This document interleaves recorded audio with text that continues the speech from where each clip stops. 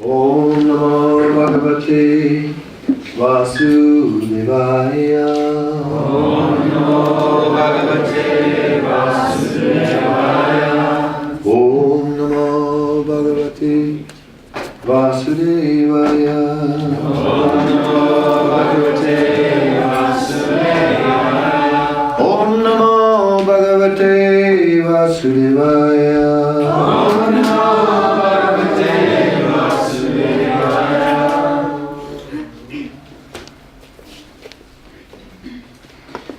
Reading from Srimad-bhagavatam, first canto, chapter 18, text 38. Tato vidyasramam balo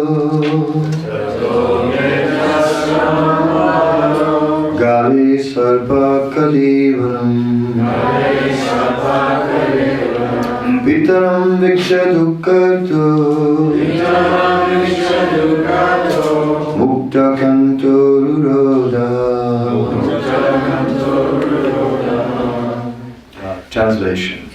Thereafter, when the boy returned to the hermitage, he saw a snake on his father's shoulder, and out of grief he cried very loudly. Purport. The boy was not happy because he committed a great mistake, and he wanted to be relieved of the burden on his heart by crying.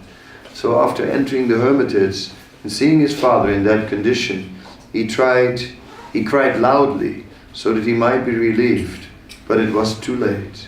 The father regretted the whole incident.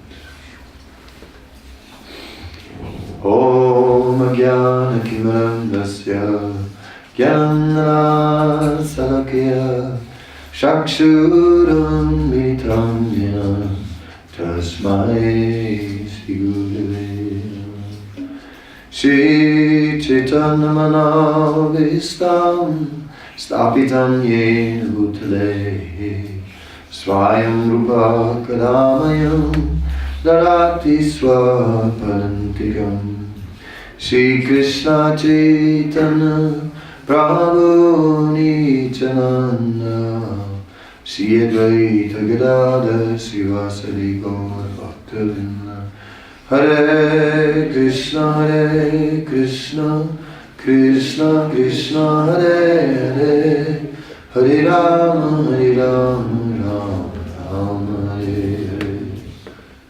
Sringi grew up at the end of Dwapara Yuga. So at that time, the culture was very different than the culture of today.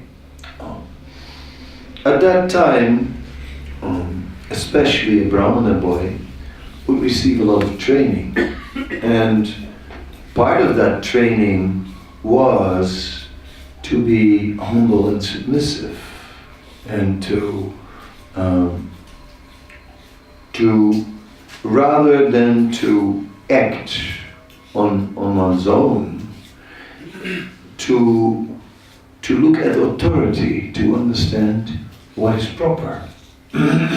Was speaking, and the authority was not demanding respect, but was commanding respect by their deep knowledge of scripture and their relation and their realization thereof, and for being saintly persons. So Rajarisi, saintly kings, or Brahma rishis, great saintly brahmanas. So in this way, an authority structure could work because there was saintliness. And this is our challenge in this day and age. We have a society, and ultimately lines of authority should be based on spiritual qualification for them to work. If on saintliness, Srila Prabhupada purchased his followers simply by his saintliness, and then never ready to do anything. And so that is the key. So Shringi was indeed extraordinary for breaking away so much from his culture. I mean, if nowadays a young person rebels and puts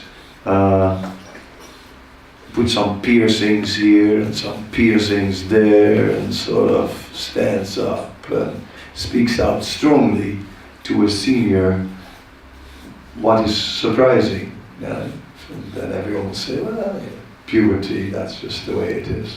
So one would have said, Shringi has an issue with puberty, typically has the behavior of one in puberty and what to do, You grow out of it. Don't take it too serious, But of course, he was somehow or other also very powerful. Also in a previous yuga, where the Brahmanas were still very, very powerful. Brahmanas were able to light fire by mantra. The curse of a Brahmana would never fail. We remember in Bhagavatam how King Vena was an atheist, how he then was against Brahminical culture and so on, and the Brahmanas just killed him immediately, instantly, bang. Just didn't. So even this Brahmana boy had been invested with power, and therefore he was able to curse, and the curse would work. Sakuni swapa gora maruna. When the vulture is cursing the cow to die, it doesn't work, because the vulture doesn't have the adhikar. The vulture doesn't have the training. But in terms of culture, in terms of training, in terms of externally following the behavior, the prescribed behavior of a Brahminical person, Shringi was qualified. But internally there was something distinctly wrong. So because externally he had so far behaved appropriately, he had been invested with all this power. But then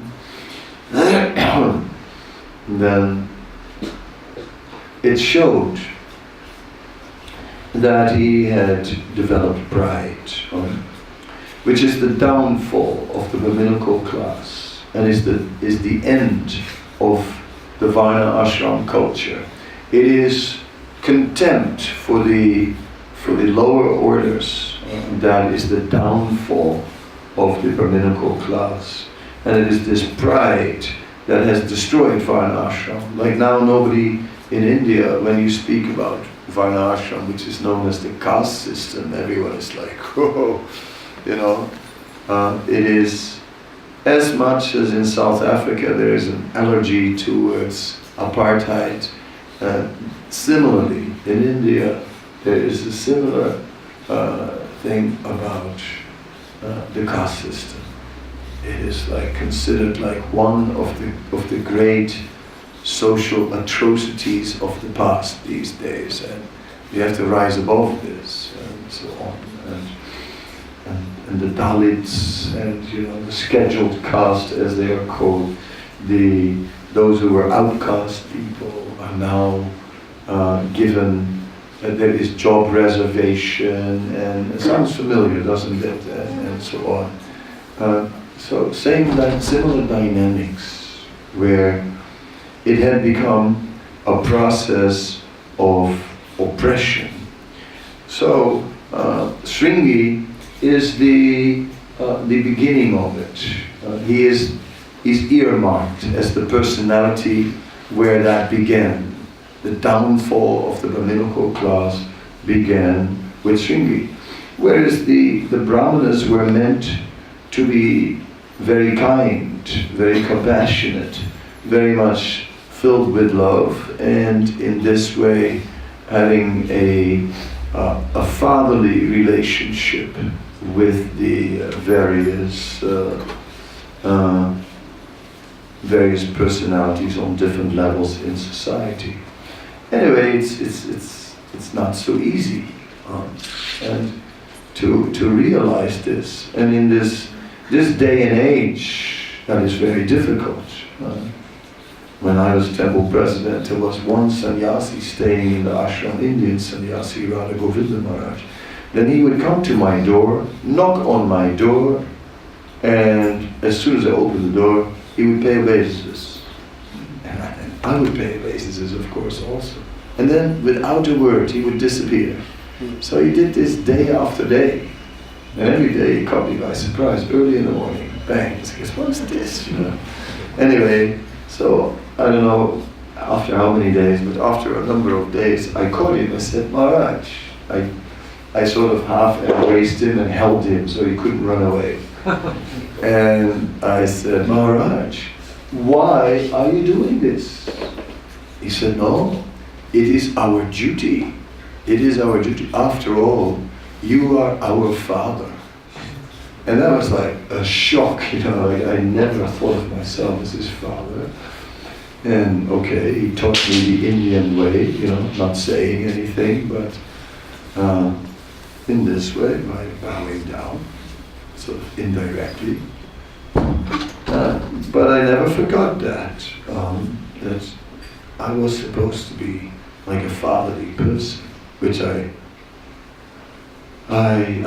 didn't think about. I was thinking I have to run this ashram and make sure everyone is engaged, Srila Prabhupada says it's not a free hotel for lazies and crazies. I said, okay, to make sure everyone's engaged in service, I have to make sure that everyone is chanting his rounds, I have to make sure they go to Mangalarti.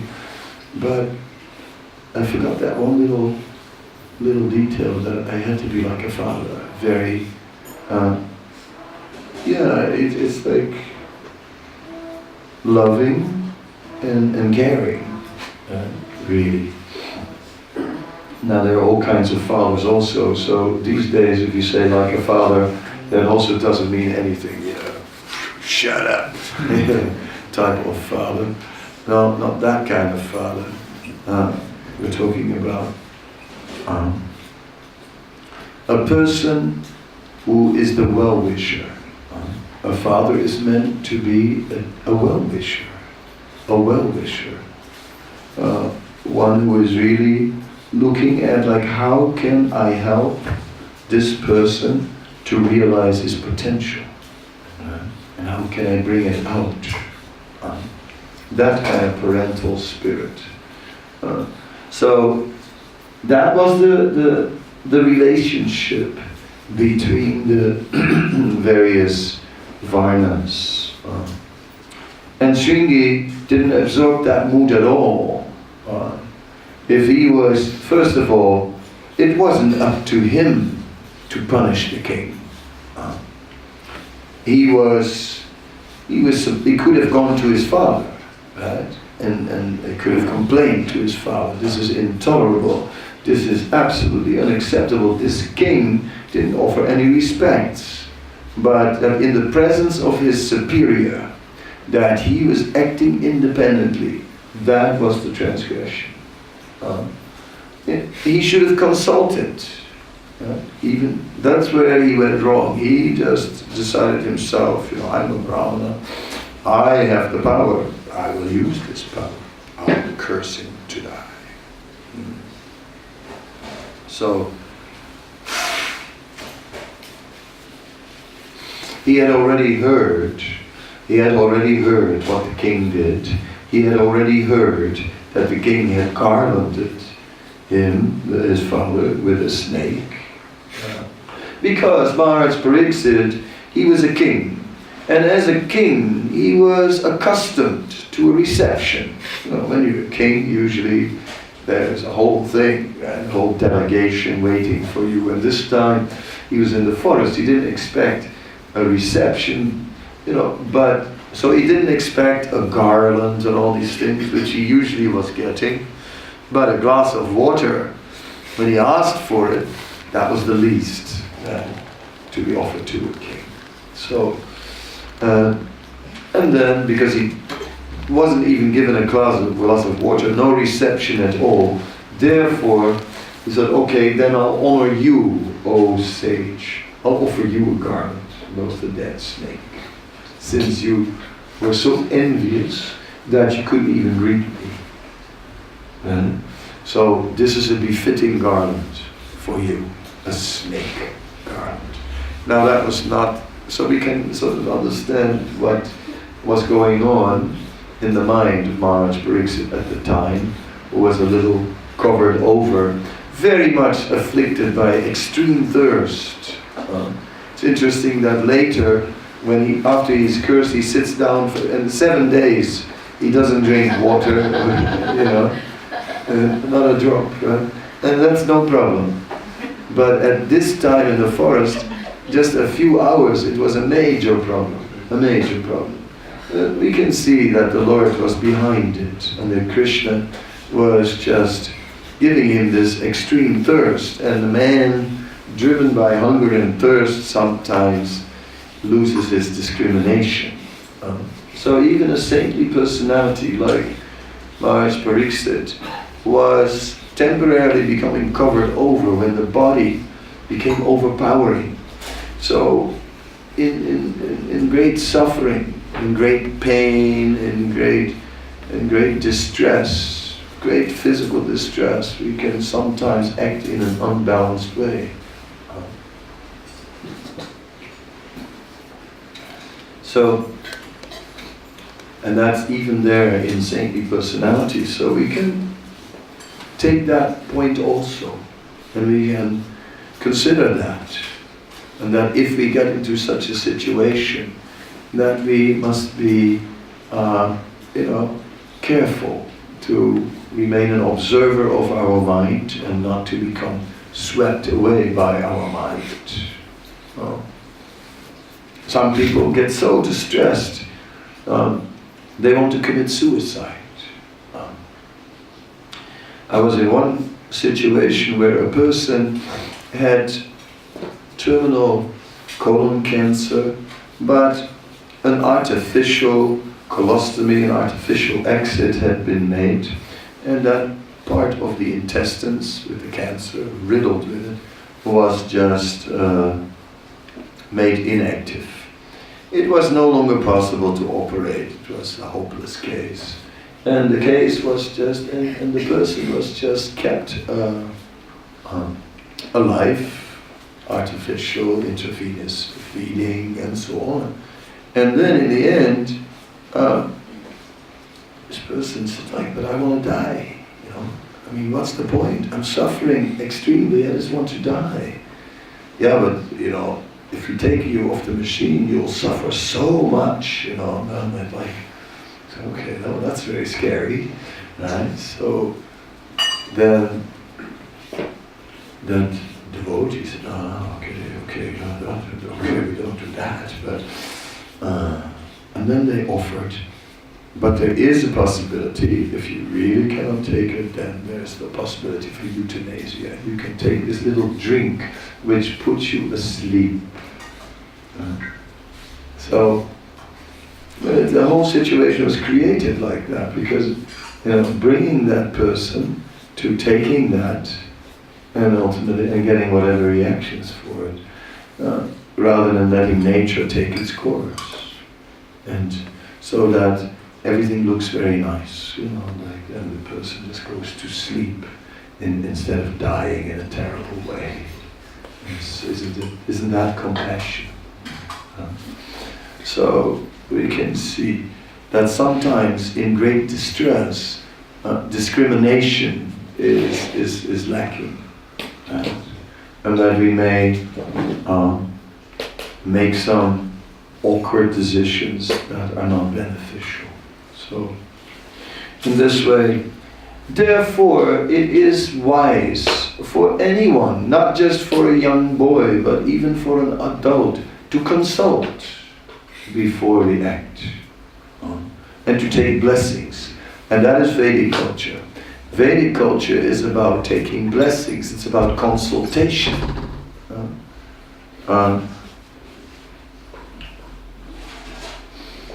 Just like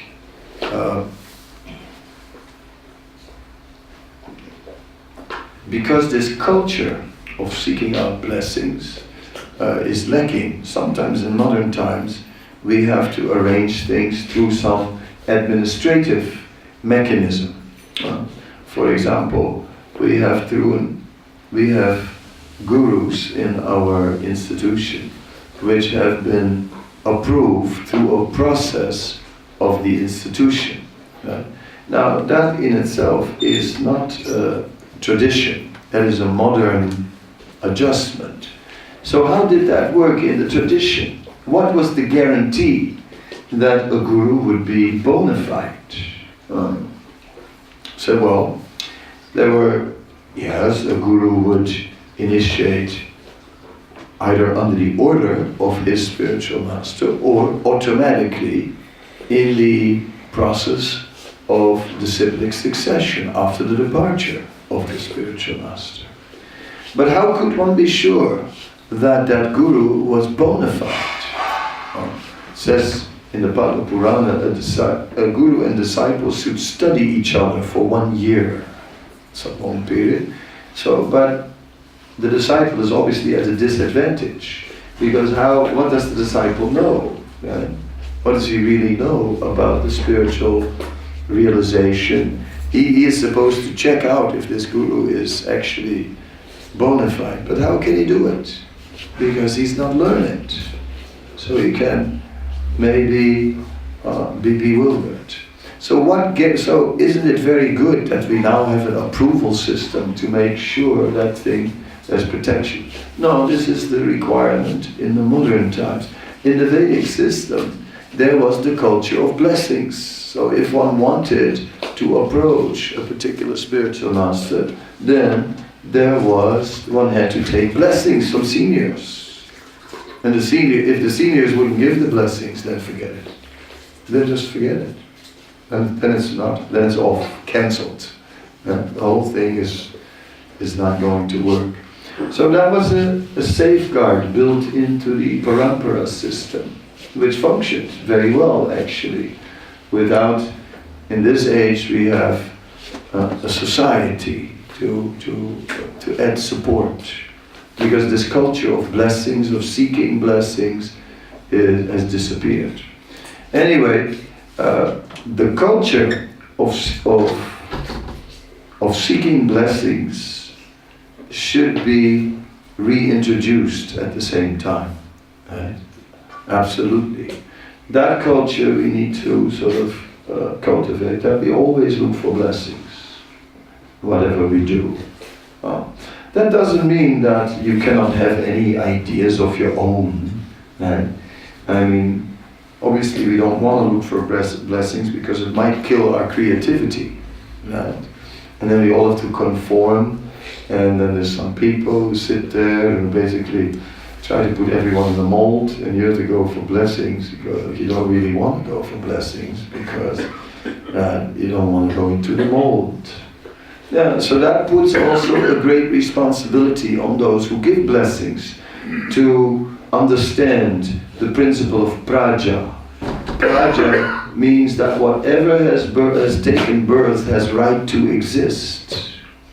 And it also means that one should not unnecessarily push people to conform to a social model. One should allow room for individuality, but try to connect that individuality with Krishna, but not use a position of seniority and I have these blessings here, unless you come up, unless you step up in your behavior. You can forget it, no blessings. So,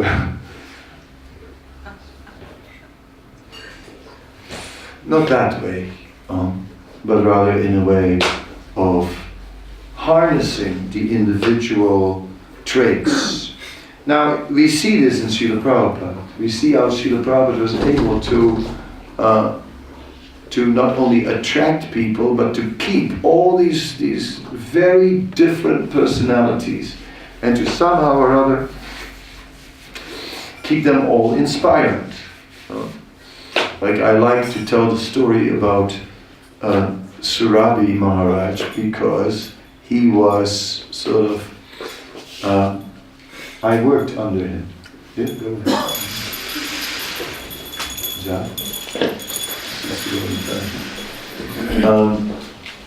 He was, so I mentioned it a few days ago in Durban, but he was an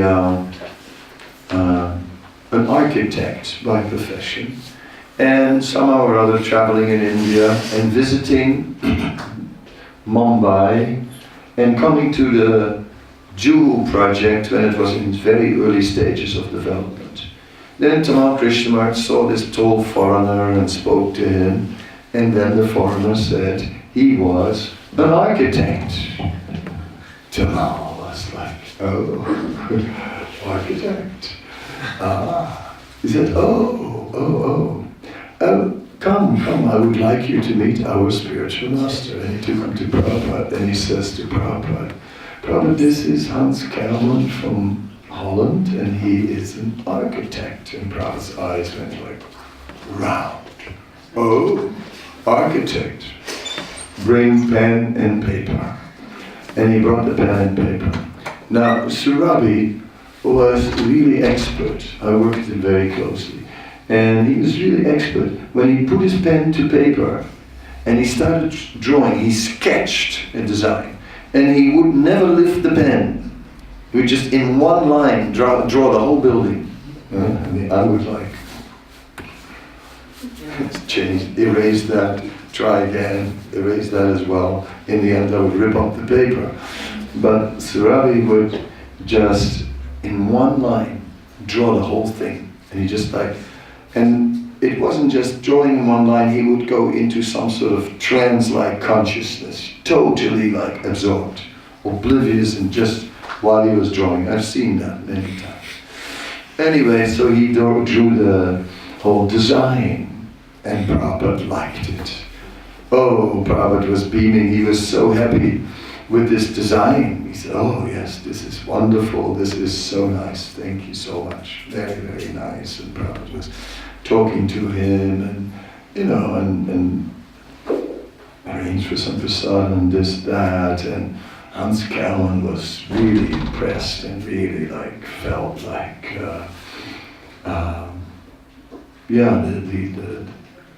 the love of this amazing spiritual personality. And then Prabhupada said, oh, I want to invite you tomorrow. There will be an initiation ceremony. He said, oh, that's very nice, I will definitely come. And then he said, who will be initiated? And Prabhupada said, you.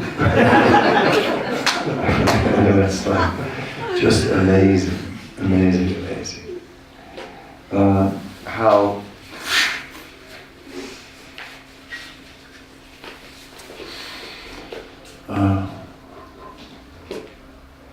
and later he was a grihastha, and as sometimes happens, there was a lot of strain in his marriage. Somehow or other didn't work so well, and that's why his wife, coming from the West, started to show interest in someone else. And then he went and complained to Prabhupada.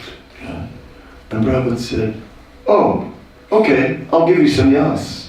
And the next day he gave him sannyas. So I did it to him twice, 2 times. And it was just amazing. Anyway, but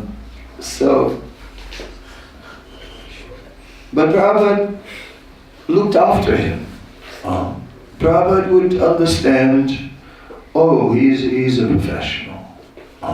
When the Mayapur managers came and asked for 3 lakhs, Prabhupada said, why? And he cut them down and he gave them 2. And when Surabhi asked for 5, Prabhupada gave. He just gave it. And he gave him the check without any discussion. He gave him the check. And then he said, wait a minute, as Surabhi's about to go out the door, what are you going to do with this check?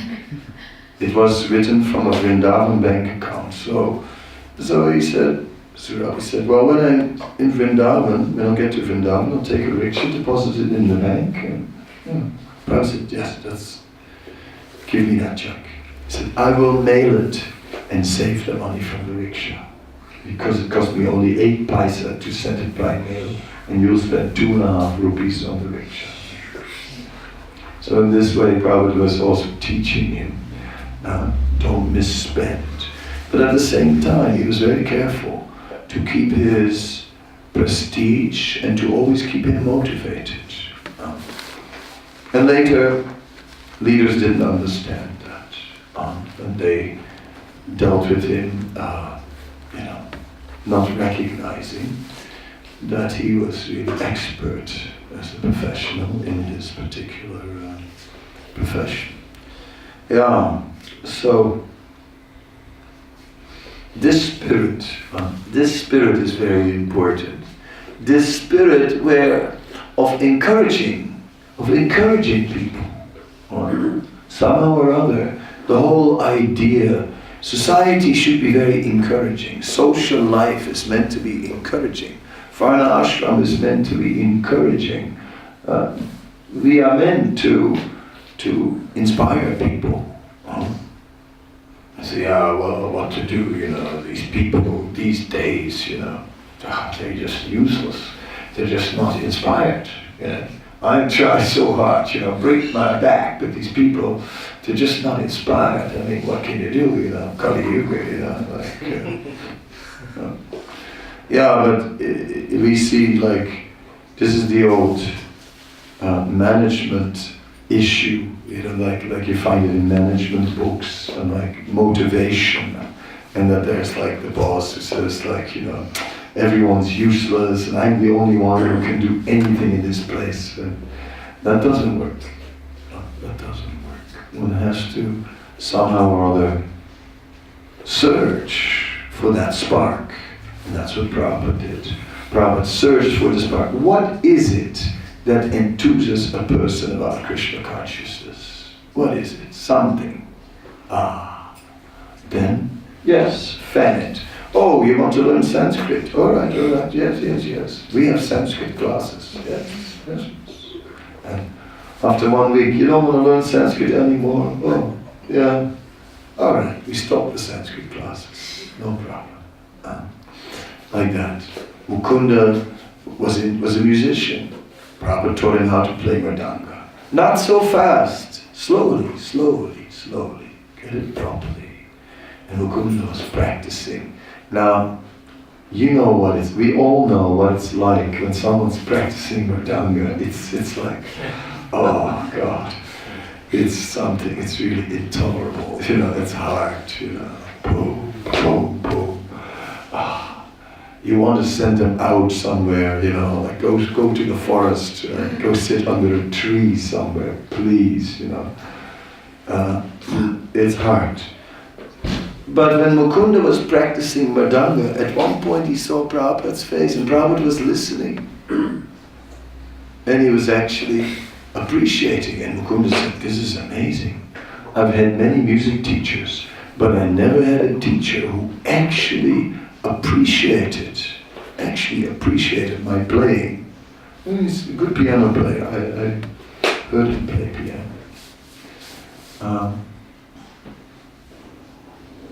He's a professional musician, Michael Grant. Anyway, so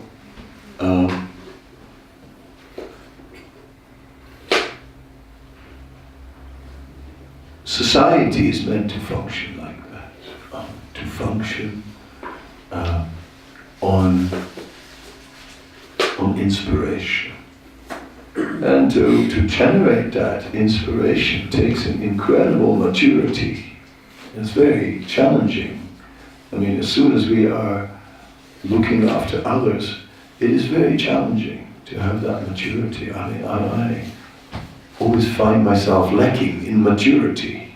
I mean, I'm not saying that just out of humility. It's still lacking in maturity in terms of leading people. If it's a real process. It's not easy at all to grow that way. So it's not like that in this talk I'm saying, we must be like this, and if we're not like this, then, shame, shame, shame. Right?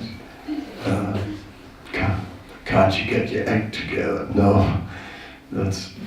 Then I wouldn't be giving an inspirational lecture. I'm trying to just say that. This is what we are meant to embrace. This attitude. Yes, Shringi was a Brahmana boy. In a sense, the Brahmanas are the authorities, right, over the other classes. So, in one sense, his seniority was definitely was there, but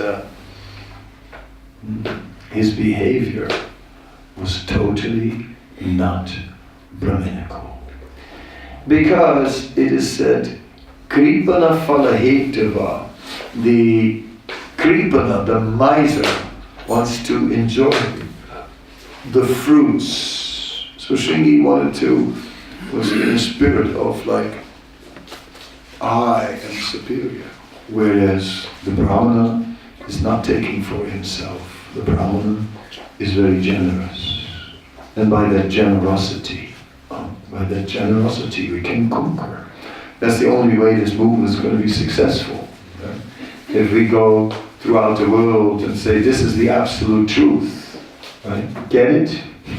Are you getting it? Or you're not getting it? No problem. I'll explain it to you. You're not getting it? You're not getting it? You are so fallen. You are useless. Go down to the animal species. Right? That's all that's left for you. In this movement, you can go for the class and for the mass in our preaching. And we will go for the class. All right. But what about the mass? Isn't it that we have to turn the mass into class? Isn't it that we should turn crows into swans? As Prabhupada said. So yes, when we go for the class, it is an indirected way to get to the mass. Yet achati sristas tatat eva tarujana. Whatever a great man performs, common man will follow. All right, we'll go for the class. We'll get the students.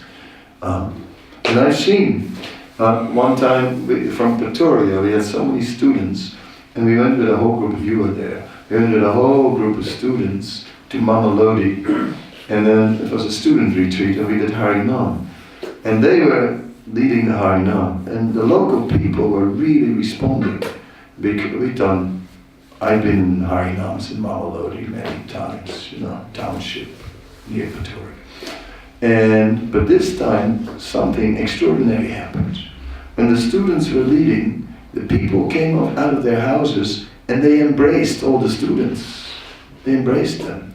And it was clear, and the students were having the megaphone and telling the people what to do, and the people were accepting, yes, they are our leaders. They're our children, and they also are leading us because, they're educated, so it was very interesting to see that relationship.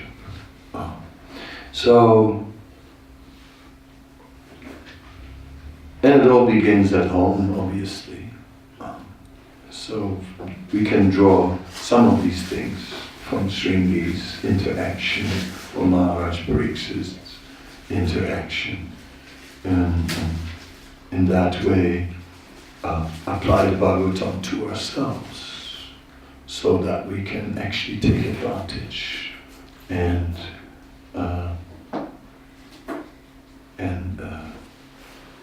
mature in our spiritual life. Okay. Any questions? Any comments?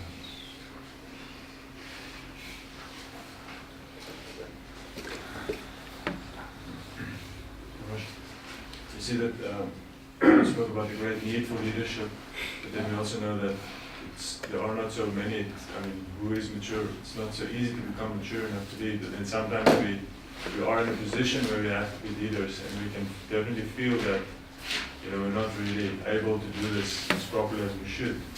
And then, someone asked me the question recently, doesn't that mean that aren't you a hypocrite if you take a position of leadership when you know that you're not actually mature to do it? Mm-hmm.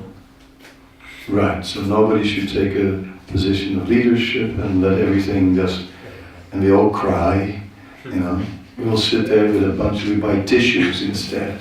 And we all sit with the tissues and cry and say, unfortunately there's nobody who can lead this movement, and what a shame, it would have been so nice, but now let it all go to hell because no one's qualified to lead. And if anybody has the arrogance, the audacity to try and lead, cut his head immediately. The Shringi the second. How dare you take a position of leadership? No, we will not tolerate it. We, the community, will cut your head immediately. You stay down with us. Understood? So we've seen those dynamics, even with the added sauce that I've just... and so now we have to try to be leaders, and we make mistakes, but as we are leaders, we need to sort of look for blessings and look for guidance and keep that humble mood, And if we become like Shringi, isolate ourselves and think, look, I am the representative here I'm the authority figure here, therefore everyone should just listen to me. Then it will be difficult.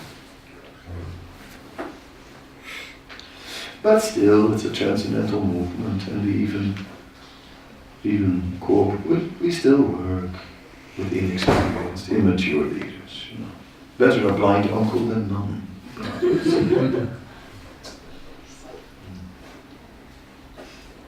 Yeah. Or you're pointing with your hand, but... Okay. I was just wondering that, in terms of Shringi, that there's an initial decline of culture or tradition.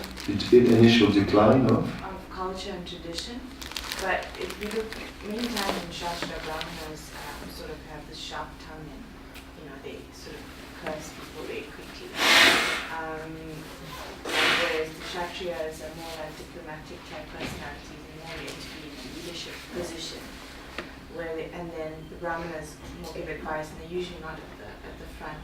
Even though they're so compassionate, but if they see something wrong, they will correct you, and without trying to butter it over. Whereas you have a Kshatriya mentality who sort of butters things over, and even though they try to get what they want from you instead of just telling you what you're doing wrong. So in terms of ISKCON and how you train leaders, is it a possibility for people to look at their natures before you put them in a position, or does it have to be a prerequisite? Okay. First of all, about the Brahmanas speaking strong sometimes. That's also there. It's not just that one never can speak strongly. So that was also existing in traditional culture. But ultimately there was a culture, and at the heart of the culture there were great saintly personalities, and then there were also some who were less saintly and more external. We even see a difference. We see how Sukracharya, quite early in the universal creation, is a Brahmana, but he is described by Prabhupada as materialistic. And so, although he is representing spiritual knowledge, but he has a materialistic tendency. So there's a range And the Brahmanas, those who are purely focused on the spiritual, and those are more material. Now in our society, in terms of leadership, should we consider natures and propensities? Yes, why not? Why not? But on the other hand, there is also the needful that needs to be done. Someone needs to cook. And if everyone's propensity, like Jayadvaita Maharaj once said that if this movement, if everyone's engaged according to his propensity, then we'll have one big band with a few roadies. Yeah. So, someone has to cook, someone has to clean, and so on. That also needs to be there. So we all have propensity to decorate the altar, but not so much the propensity to clean the kitchen. It's like, things like that. So there's a balance between nature and doing the needful. But yes, nature, obviously, if we engage someone according to his nature, then that person will be like a fish in the water and really do something very nice. If you ask me to dress deities, I always have the problem, like if I take my head as the example, that either the wig is too much into the eyes, or the wig is too much into the back, or the wig is over to one side, the other side. And I can never finish in time, because you're dressing there and sweating, and there's a time limit, it's got to be finished, and there's, oh God, it's not straight. Oh no, this is straight. That's like too complicated. So that's why simple deity worship works for me, but dressing deities, I've never ever dressed deities. I haven't done it. I can't even dress myself. But it's not my thing. Yeah. So we have our natures, right? But if you ask me to sing a song, then I'll volunteer, Oh yeah, sure, yeah, I'll do it.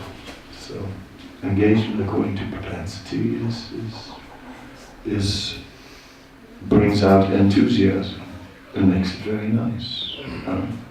We had this French devotee in Vrindavan named Omkara, disciple of Prabhupada, and Omkara, he was he had been a French fashion designer before. And he would dress the deities and you never knew what it would be like. It was different, totally different every day. I mean, really different. One day I remember you got the multicolor thing, lots of flowers, different colors. And then the next day he would do something like only silver and a little bit of orange flowers in the jarry on top, It's like just like whew, totally different, every day it was like an adventure. What's it going to be like today? And he would dress all the deities in Vrindavan, all of them. You know what I mean? It's like between Mangalartik and all of them, single-handed, just like it goes. Just like, and it was just absolutely out of this world, right? No one could dress like he could dress. No one. Empowered, especially empowered for that. Yes, the head pujari in Vrindavan. So like that, we could have told him like, no, you shouldn't be dressing. That would have been injustice. So to ignore someone's nature is an injustice because we don't let them exist. Yes, you can be a devotee, yes, but you cannot engage your nature. Basically, you have to be constipated. That's basically what we're telling people. So we should not have a constipated movement. That would not be a good idea. Any other questions? How do you deal with if some family members or maybe or not spiritually inclined or do not wish for your well-being, in a good if you speak to them, whatever your thoughts are on that. Well, we have to look at that. It depends to what degree, right? Some family members they're not supportive, but they're also not attacking. Others are outright attacking our spiritual life. So if they are actually attacking our spiritual life, then it becomes more and more difficult. Then we may need to keep a little bit of distance from them, to create some distance between us and them. In some cases, the other side of the earth would be a good idea when it gets too extreme. But we try, right? We try to avoid that. We try to avoid migrating to New Zealand, and rather we try to solve the problems and keep some level of coexistence where there's mutual respect. Look, okay, I know you're not a devotee, but I am, so please, you respect that, I respect that you live your life, and you please respect mine. So that relationship has to be there. If that mutual respect isn't there, then it becomes difficult. Now, how can we influence our family members to become Hare Krishnas? Well, you have to become 007, a secret agent. And without them knowing, somehow, Samahaprasadam, things like that. Soft kirtan playing in the background, nice music. We can try like that, but it may only work to an extent. So that's why it depends on the situation. You cannot say it's a blanket rule. But yes, we want our family members to also take Krishna consciousness. We want our family members to also to support us. We want all these things. That may not work, but if they're not too antagonistic, we can continue to stay with them. If they're too antagonistic, then we have no obligation to stay with them. We have the devotees, they are our real family. And it becomes like that. Like here in Cape Town, we have Uncle Jyoti. And it's like, he's been here for a long time. Sort of like, you get that, It's a family. Madhavi has been here he's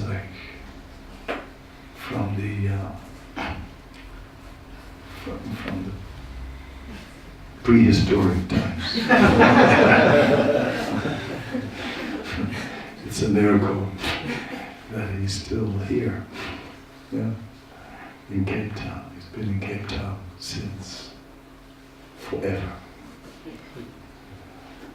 And that is very nice. So that we have our family here. So we find a lot, we keep diplomatic relationships with our material family, and emotionally we get it all from our spiritual family. If they're antagonistic. Anyway, I bounce the ball around. You can see how it applies to your situation. Are we done? No. Maharaj, you mentioned how Shringi was lacking in compassion. I was thinking that in the attempt to grow compassion, you can encounter the feeling of wanting to withdraw, or counter experiences that make us want to withdraw, or either for self-protection or to not trust, to develop a tendency of not trusting people, and then it's hard to learn to exhibit compassion without expectation. So I was wondering that how to kind of sink back to a Kripana mentality. So how to develop the compassion without expectation. Abhyasa yogi tena. First, we become philosophically aware of the need, then we try to act accordingly, and meanwhile we engage in devotional service which will purify our hearts, and then it will manifest real compassion from the heart. But first we have to realize something. Maybe, some spiritual realization is to grow before we can really become compassionate. You have to have something higher before you can give. We can try to act compassionate. Oh, mirror, mirror on the wall. Oh, no, that wasn't right. Maybe the hand should be like. Or should we just go for this one? Or something more casual, maybe. One can, so that's acting. So in the beginning it will be like acting. But once we get realization, then it will grow. Then we can become really compassionate. And the more we have love of God awakening in us, the more we can be really compassionate. Okay, I'm going to stop. Thank you very much. Prabhupada Ki Jai. Kadamba Kanana Swami.